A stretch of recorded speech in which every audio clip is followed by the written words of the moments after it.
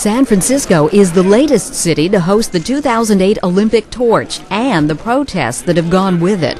The torch will be paraded through the streets on Wednesday, but where it heads after that may be up in the air. The International Olympic Committee has announced the executive board will discuss ending the torch relay because of all the demonstrations surrounding the torch.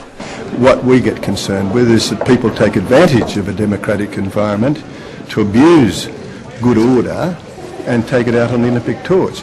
If people simply demonstrated to make their cause clear, that's one thing. But for people to demonstrate to the extent where violence takes place and where people are arrested, it's a complete abuse of a democratic right. That upsets us.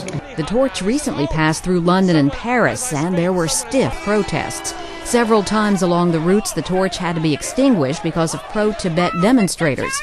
More protests are expected in the city by the Bay. There'll be Tibetans and supporters from all over North America, thousands of them converging on the city. And so we're doing everything in our power to make sure these protests are nonviolent and that they're safe, but also that our message is heard. San Francisco is the only North American stop for the Olympic torch before the Games start in August.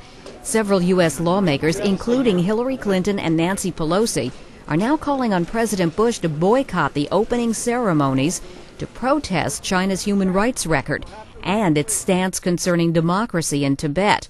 So far, China has condemned the protests, calling them despicable. However, the communist country says the relay will continue. Rita Foley, The Associated Press.